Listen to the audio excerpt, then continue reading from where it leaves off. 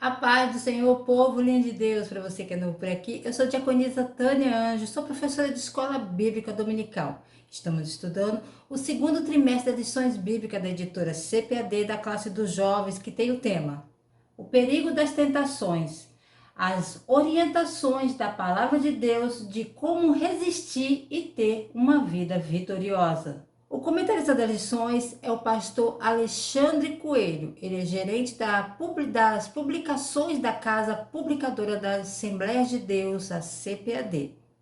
A lição de hoje é a lição 4, Desafiando a Deus no Deserto.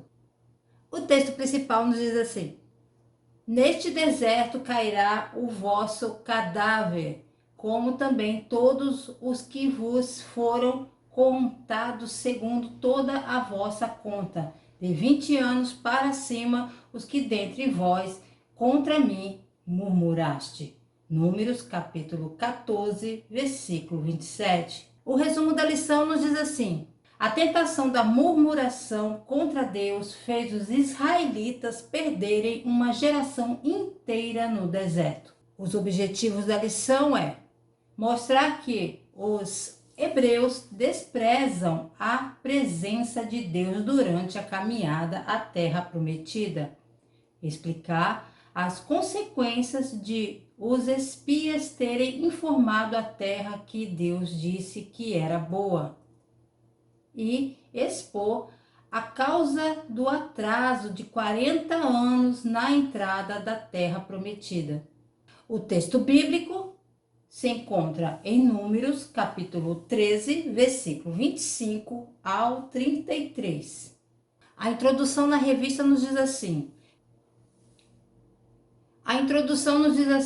fazer um passeio turístico por um deserto quando se está com roupas apropriadas, um veículo adequado e suprimentos pode ser uma aventura radical. No entanto, andar pelo deserto por 40 anos, sabendo que jamais sairá dele vivo e consciente de que não verá a promessa de Deus se cumprindo na sua vida, é desanimador. Veremos na lição deste domingo que esse foi o preço pago pelos israelitas, que haviam recebido a promessa de Deus de saírem da escravidão e ainda teriam a proteção e a bênção de Deus se fossem obedientes aos seus mandamentos. Contudo, por terem tentado a Deus, deixaram de receber a promessa do Senhor e pagaram com suas próprias vidas por sua incredulidade e rebeldia. Reclamar é uma falha dos pecadores e parte da condição pecaminosa da humanidade. Nós resmungamos sobre longas filas, preços, pessoas, o tempo todo e muito mais. No livro de Números, os israelitas murmuraram e reclamaram contra Deus até que ele ameaçou destruí-los. No entanto, ele permaneceu fiel a eles, como ele permanece fiel a nós, apesar de seu julgamento de nossos pecados. Tópico 1: desprezando a presença de Deus na caminhada. Subtópico 1: as águas amargas em Mara. Moisés registra que após saírem do Mar Vermelho, os hebreus andaram na direção do deserto de Sur por 3 dias, sem encontrar água. Ao chegar a uma localidade chamada Mara, encontram a água, mas logo descobriram que elas eram amargas. Não se consegue matar a sede em um deserto bebendo uma água com sabor desagradável. Na prática, provavelmente se tratava de água com sabor diferenciado pela presença de minerais, o que pode ter causado estranheza aos israelitas sedentos. É curioso que os mesmos israelitas que bebiam das águas nada saudáveis do rio Nilo reclamassem das águas amargas de Mara. Na escravidão, não reclamavam do que eram obrigados a beber, mas bastou ficarem livres que passaram a reclamar de tudo. De qualquer forma, a postura deles não foi buscar a ajuda de Deus em oração, mas sim murmuraram contra Moisés. Então, o servo de Deus clama ao Senhor e este o orienta a lançar um pedaço de madeira na água, e a água ficou boa para beber. Ali, naquela situação, Deus os provou. Além de tornar a água agradável para o consumo, Deus garantiu aos hebreus, se eles obedecessem, não teriam nenhuma das enfermidades que foram vistas nos egípcios. O que é murmurar? Murmurar significa reclamar, lamentar-se, queixar-se o tempo todo, falar mal. 7 vezes em 6 versos, em números, alguma forma da palavra murmúrio aparece. É derivado de uma palavra antiga que descreve o som que as pessoas fazem quando reclamam. Um estrondo constante, baixo, como você ouviria se colocasse uma concha no seu ouvido. Depois de todos os milagres que eles passaram, o povo de Israel viram Deus fazer no Egito, incluindo a separação do Mar Vermelho, e que para que eles pudessem caminhar em terra firme, né? Eles ainda reclamaram tão amargamente que Deus ouviu um estrondo constante de seu acampamento no deserto. Imagina comigo. O vento árido do deserto, varrendo forte contra seu rosto. Sua língua então está seca. Quando sua garganta começa a ficar seca, o pior de tudo, não há água à vista. Apenas areia sobre areia, por quilômetros a fio. Bem-vindos ao deserto de Sul. Quando chegamos em um lugar de águas amargas em nossas vidas, circunstâncias desagradáveis, geralmente queremos que Deus nos entregue o mais rápido possível o nosso milagre. Mas essas águas amargas podem ter tanto potencial. Deus fez um milagre em Mara e transformou as águas amargas em doce. Ele falou com eles, ele provou-os e vi na minha própria vida que não, em tempos difíceis, de tempos amargos, quando eu mais cresço. Deus usou águas amargas para revelar amargura de coração, para revelar orgulho e incredulidade. A experiência em Mara foi apenas mais uma no treinamento dos israelitas sobre a necessidade de depender absolutamente de Deus para seus sofrimentos, suprimentos. Pois no plano de Deus, Mara deve vir antes de Elim. A falta de água potável deve vir antes da abundância de água. Em Elim havia 12 poços de água e 70 palmeiras os aguardando. Não despreze as águas amargas de Mara em sua vida. Em vez disso, deixe Deus usá-lo para falar com você, para humilhá-lo, para amadurecê-lo e espere o milagre. Subtópico 2, o envio do maná. Passado mais alguns dias, os hebreus novamente murmuraram contra Moisés e apresentaram a Arão as suas queixas. Por qual motivo? Por não terem o que comer. Eles não pediram alimentos a Deus. Era mais fácil colocar a culpa em Moisés do que se lembrarem de que haviam sido escravos de Faraó.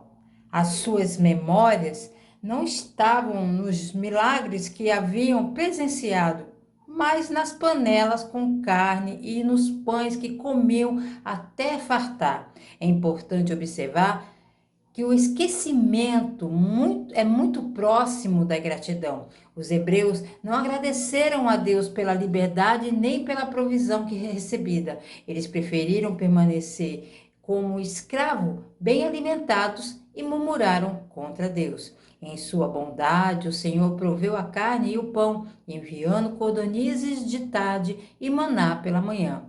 Mesmo com a orientação de Deus, nos dias da semana pegarem somente um maná necessário, houve israelitas que se apropriaram de mais do que precisavam, tentando estocar alimentos. A desobediência lhes rendeu bichos e mau cheiro nos alimentos. As lições necessárias para que confiasse no Senhor seria aprendida com bastante dificuldade. Eu tive um problema técnico aqui, mas vocês ouvirão minha voz. No Egito, irmãos, eles eram escravos, mas pelo menos eles eram escravos alimentados, era assim que eles pensavam. O que tinha feito Moisés? Trouxe eles a liberdade para morrer de fome no deserto? Eles estavam muito decepcionados. Então, resmungar, reclamar e murmurar, essa era a dieta deles. E isso é o que eles se alimentaram enquanto se sentiam tão maltratados. Na verdade, eles deveriam estar dando graças ao Senhor, mas em vez disso, eles só ficavam reclamando dos seus estômagos vazios e preferiam estar no Egito. É interessante ver como o Senhor respondeu às queixas daquela situação, não com ira, mas sim com provisões. O Senhor é muito fiel. Então ele passou a fazer provisões para as suas necessidades. O maná, uma substância especial, parecida com pão, era encontrado no solo todas as manhãs e as codornas chegavam todas as noites. Pão de manhã e carne à noite. Não se preocupe mais em passar fome, se esse era o problema, está resolvido. Surpreendentemente, talvez Deus não respondeu com ira, mas em vez disso com provisões. Também é interessante notar a maneira como Deus providenciou. O maná e as codornas não chegaram com relâmpagos ou com estrondos de trovões. Então, não foi um milagre do tipo de parar o coração. O Senhor supriu as necessidades das pessoas por alimentos através de meios muito naturais.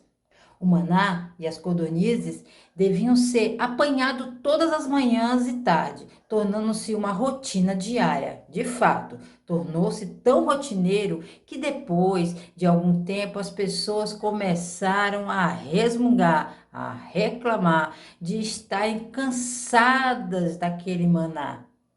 Algumas coisas têm que ser ditas aqui. Sobre que nossa lição está nos ensinando.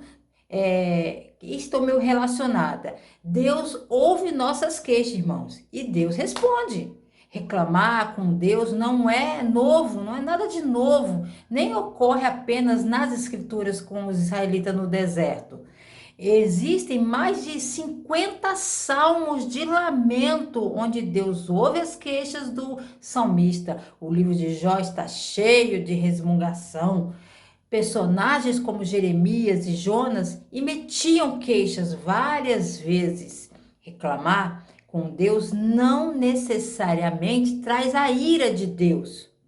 Deus, ele é notavelmente paciente e tolerante com nossos murmúrios. Deus ouve e aceitar nossas preocupações. Deus procura responder às nossas necessidades. Deus estava suprindo todas as suas necessidades.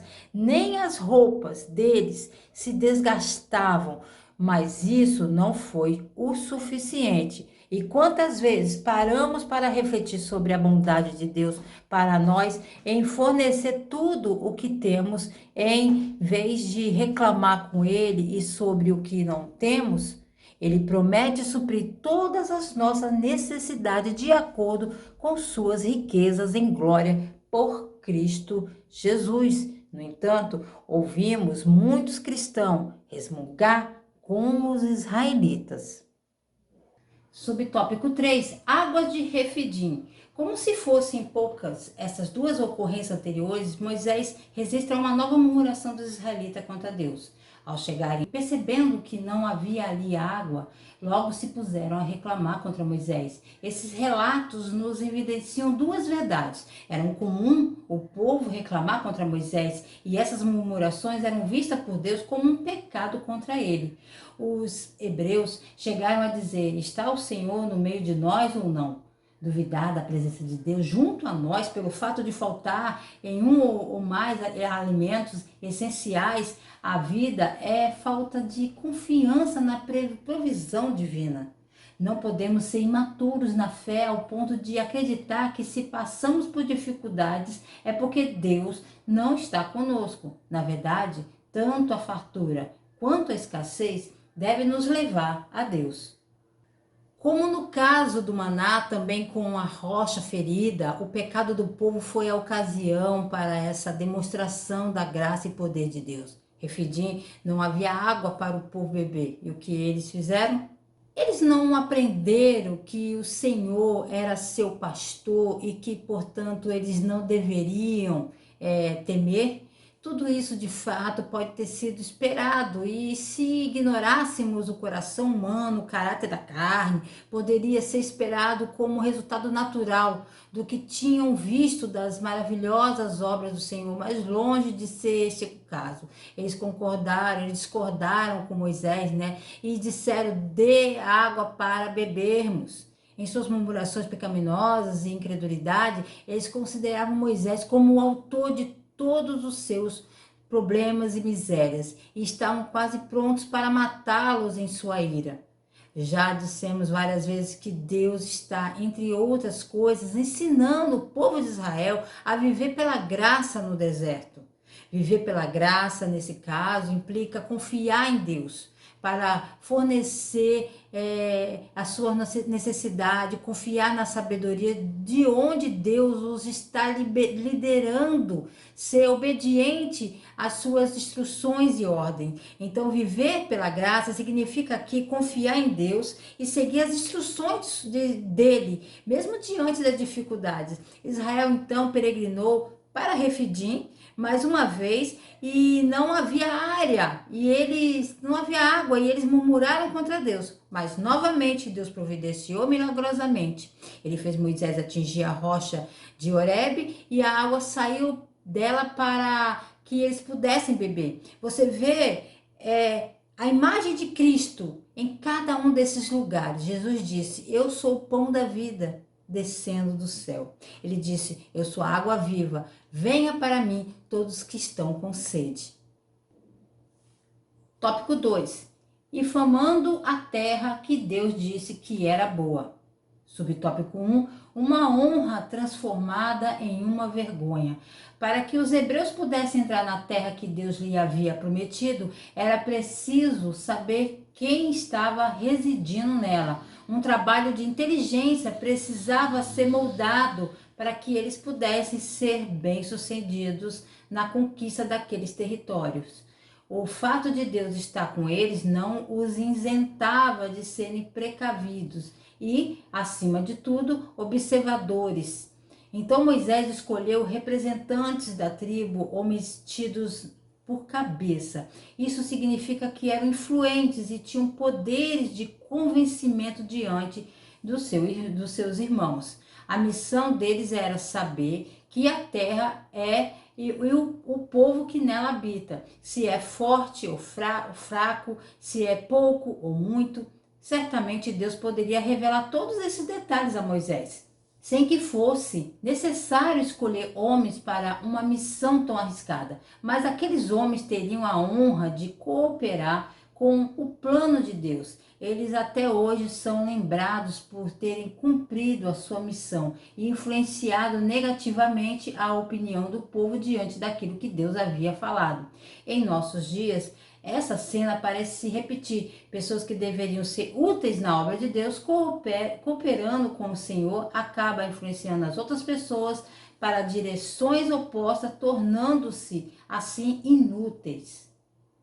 Desde que eles deixaram o Monte Sinai, os israelitas viajaram alguns meses em direção à terra de Canaã ou à terra prometida. Eles chegaram à fronteira sul da terra prometida e estão acampados lá. No versículo do 1 ao 3 do capítulo 13 de Números, indicam que Deus ordena a Moisés que envie 12 representantes de cada tribo de Israel, líderes, para explorar a terra antes que todo Israel entre na terra. Versículo do 4 a 16, lista cuidadosamente cada um dos 12 exploradores que Moisés enviou. Tome nota de que Caleb, filho de Jefoné, e Josué, filho de Num, pois seus papéis se tornarão críticos à medida que a narrativa se desenrola. Nos versículos 17 ao 20, Moisés dá aos exploradores instruções cuidadosas. Eles devem viajar fundo na terra e coletar informações sobre a condição da terra para a agricultura, a força das pessoas que vivem lá e a fortificação de suas cidades. Eles também são para trazer de volta frutas da terra. Vemos no verso 21 ao 25 que eles fizeram exatamente como Moisés ordenou. Sua viagem durou cerca de 40 dias. Em vez de relatar a fé, 10 desses líderes eventualmente relatam o medo que eles sentiam. Apenas 2 deram o desafio de seguir em frente na fé. Quando as pessoas se acostumam com medo em vez de fé, sua oportunidade de viver dentro da terra prometida desaparece. Um lugar de liderança é um lugar de tremenda responsabilidade, pois a fé de um líder está em exibição pública. A responsabilidade de um líder viver nessa fé é um grande peso. Subtópico 2, quando o príncipe se vê como inseto. Éramos aos nossos olhos como gafanhotos e assim também éramos aos seus olhos. Quem fez essa declaração? Os mesmos homens que a Bíblia diz que eram os cabeças dos filhos de Israel. A orientação divina era que os homens capacitados na liderança fossem enviados para espionar a terra. Eles espiaram, mas ao retornarem da missão falaram coisas ruins da terra, que Deus havia dito que era boa. Eles chegaram a dizer que se pareciam com gafanhotos diante dos moradores de Canaã, apresentando igualmente uma opinião do povo da terra sobre eles. Como é triste obedecer a Deus no início da caminhada e perder a visão do que Ele quer fazer no percurso. Note que o medo foi baseado em um problema com a percepção. A maior parte do nosso medo também é um problema com a percepção. Mais de 1 milhão de israelenses seguiam Moisés até a terra prometida. Apenas 10 espiões com atitudes insalubres inspiraram dúvidas em todos os 1 milhão deles.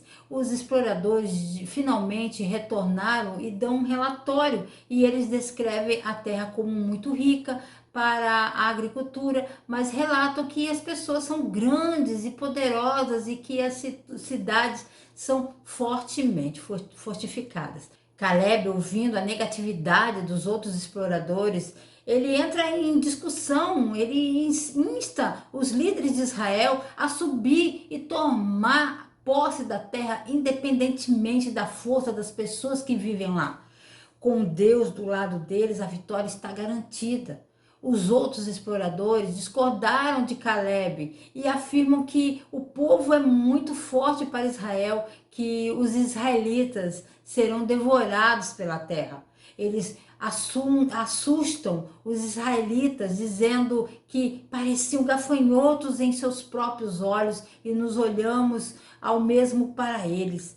Sua incredulidade exigia a ira de Deus sobre si mesmos e os outros que acreditavam neles. Essas pessoas também existem na igreja. Eles são como água poluída que deixa todo o corpo de Cristo doente. Suas atitudes se tornam suas ações se tornam seu caráter. Eles influenciam todo o rebanho com um mau caráter. Poluir os outros através de fofocas, rebeliões, críticas destrutivas. Eles convencem os outros a confiar em suas teias de mentiras. Subtópico 3. Desqualificando o que Deus disse que era bom. E infamaram a terra que tinha espiado perante o filho de Israel, dizendo: a terra pelo meio do qual passamos a espiar é terra que consome os seus moradores, e todo o povo que vimos no meio dela são homens de grande estatura. Da mesma forma que Satanás no Éden enganou de forma proposital o primeiro casal, desqualificando o que Deus disse, os espias, exceto Josué e Caleb, desqualificaram a terra que por séculos Deus estava preparando para os filhos de Abraão. Toda tentação, em algum nível, busca tornar inútil ou de pouco valor aquilo que Deus disse que era bom e tenta tornar valioso o que Deus disse que não era devidamente ser valorizado, não deveria ser valorizado. Deixe-me fazer uma pergunta. Vocês acham que ambos os grupos dos espiões viram as mesmas coisas? Ambos viram os muros? Eles ambos, todos viram as pessoas, o fruto, a riqueza. Lembre-se, eles estavam todos lá juntos. Claro que viram a mesma coisa. Ambos viram os mesmos obstáculos, mas eles não responderam da mesma maneira. Os 10 espiões só viram os obstáculos. Eles perderam de vista a promessa de Deus. Quando todo o seu foco está no problema, você perde de vista o que está ao seu redor. Quando tudo o que você vê é o problema ou o obstáculo em seu caminho, é fácil ignorar o poder de Deus. Após o relato dos espiões, o povo de Israel começa a ter alguma dúvida. Eles ficam com medo, eles começam a esquecer ou, no mínimo, duvidar da promessa de Deus de que ele ia dar-lhes essa terra. Lembre-se, os 10 espiões e os 2 espiões viram os mesmos obstáculos, mas Caleb e Josué viram de forma diferente. Eles viram seu problema no contexto da promessa de Deus. O obstáculo era pequeno comparado a Deus. Tópico 3, um atraso de 40 anos. Subtópico 1, quando a promessa de Deus é mudada. Os israelitas descobriram ao longo dos 40 anos seguintes que desprezar a Deus e a sua palavra tinha consequências terríveis. O deserto não havia sido escolhido para que eles perdessem as suas vidas. Deus sabia que os hebreus não tinham experiência de combate e por isso os conduziu por outro caminho. Porque muitas vezes acreditamos ser uma provação de Deus, pode ser, na verdade, uma forma de livramento que Ele nos está dando, para que a sua promessa se cumpra em nossas vidas. Mas por causa da rebeldia do seu povo e das constantes murmurações com as quais tentaram ao Senhor, Deus reverteu sua promessa para aquela geração. O Todo-Poderoso não falhou em seus desígnios. Uma geração de hebreus libertos entrou na terra prometida, mas foi somente aquela que cresceu no deserto e valorizou a terra que Deus concedeu. Às vezes, Ele nos permite passar por dificuldades para que possamos entender o valor da bênção que Ele reservou para nós. Infelizmente, a nação de Israel não ouviu Caleb e Josué e escolheram ter medo e desobedecer a Deus. Essa desobediência custou aos 10 espiões duvidosos sua vida, e a nação de Israel teria que vagar pelo deserto por 40 anos, até a próxima geração estivesse pronta para herdar a terra que Deus lhe prometeu. Eles seriam liderados por Josué e Caleb. Não deixe o medo de um problema roubá-lo da beleza do que Deus tem para você. Não deixe que gigantes roubem suas promessas que Deus tem na sua vida. Subtópico 2. Tentar a Deus é pecado. O que devemos entender diante das narrativas que tratam dos primeiros dias do povo no deserto é que tentar o Senhor é pecado. Não tentarás o Senhor teu Deus. Mateus capítulo 4, versículo 7. Por não verem a Deus, os hebreus queixavam-se dos homens que ele havia escolhido para liderá-los e conduzi-los rumo à terra prometida. A geração que saiu do Egito teve toda a oportunidade de vivenciar duas experiências marcantes: a liberdade da escravidão e a chegada no lugar de que Deus lhe reservara. Contudo, por causa da tentação, os homens que infamaram a terra morreram de praga perante o Senhor. E os demais hebreus que se deixaram levar perderam suas vidas no deserto. Quando montam acampamento em Massá, não havia água e os israelitas resmungaram para Moisés. Portanto, o povo brigou com Moisés e disse: dê-nos água para beber. E Moisés lhe disse: por que vocês estão brigando comigo? Porque vocês tentam o Senhor. Mas as pessoas sedentas lá por água, e as pessoas resmungavam contra Moisés e diziam: por que você nos trouxe para fora do Egito, para nos matar e nossos filhos, nosso gado com sede?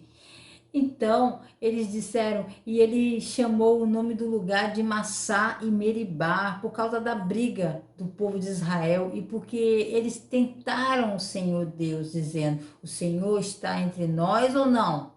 Esta história nos mostra que resmungar e reclamar tentar testar Deus, o Senhor, assim como questionando se Ele está conosco ou não. Ambas as coisas contam como tentar, porque mostram nossa própria incredulidade e desconfiança. Olha, se Deus está conosco, Ele tem que fazer isso. Eles mostram que não confiamos nele. Porque ele não está nos fornecendo o que a gente acha que a gente precisa. Deus, ele é fiel para manter suas promessas quando precisamos, mas se tentarmos testar Deus e fazê-lo agir em nosso nome, pela manipulação de nossas situações, torna-se mal. Esta é uma maneira inaceitável de se colocar diante de Deus. Subtópico 3. Vale a pena desagradar a Deus? Os hebreus precisavam confiar no que Deus havia prometido. Eles já tinham visto o poder do Senhor contra os egípcios, mas mesmo assim preferiram atentar para as circunstâncias e tentaram a Deus com suas incredulidades. Já fomos alcançados pela salvação, mas precisamos aprender a agradar a Deus com nossas ações. Agradamos ao Senhor dando crédito ao que Ele nos diz. Nosso paciente Deus nunca deixa de amar seu povo. Ele nos perdoa misericordiosamente de novo e de novo. Mas quando o seu povo se recusa a confiar e obedecê-lo, o Senhor permite que eles seguirem seu próprio caminho, o que sempre leva à destruição. Deus perdoou os israelitas quando Moisés orou por eles, mas isso não mudou as consequências para seu pecado. Eles se recusaram a confiar nele. E mais uma vez, mais de 600 homens que saíram do Egito, apenas Josué e Caleb foram autorizados a entrar em Canaã. Hoje devemos ter cuidado em presumir que o Senhor será gentil o tempo todo. Se Deus nos discipulou pelos pecados, devemos aprender com nossos erros e nos comprometer a confiar em Deus por um grande futuro. Pense, vale a pena desagradar ao Senhor? Ponto importante, desagradar ao Senhor só traz consequências maléficas. Conclusão, da mesma forma que Deus não tenta ninguém, não podemos tentar com nossas palavras, pensamentos ou ações, pois essas são formas de ingratidão contra aquele que nos salvou e nos tirou da escravidão do pecado, que jamais sejamos ingratos ou esquecidos das bênçãos que temos recebido dele. Você se sente como um gafanhoto em comparação e tudo que você pensa é falhar, talvez ser pisado? Aprenda nessa lição antes que seja tarde demais. Quando você se concentra nas armadilhas em vez do prêmio, muitas vezes você pode cair direto dentro da armadilha. Nenhum dos que tinham medo de ir jamais entrou na terra prometida. Você se sente pequeno demais? E tudo que você vê parece que você vai falhar e parece que você vai ser pisado, esmagado. Aprenda uma lição aqui antes que seja tarde demais. Quando você se concentra nas armadilhas em vez do prêmio, muitas vezes você vai cair direto dentro da armadilha. Nenhum dos que tinham medo jamais entrou na terra prometida. Somente seus filhos e os filhos dos seus filhos viram e aproveitaram a promessa de Deus e viram a promessa se tornar realidade. E chegamos ao final dessa aula, lição 4, muito boa, fala muito sobre tentar o Senhor, para que nós possamos aprender a confiar mais nele, não duvidar da sua palavra. Querendo o Senhor, se ele não voltar, estarei de volta aqui a mais um Resumo EBD. A paz do Senhor a todos.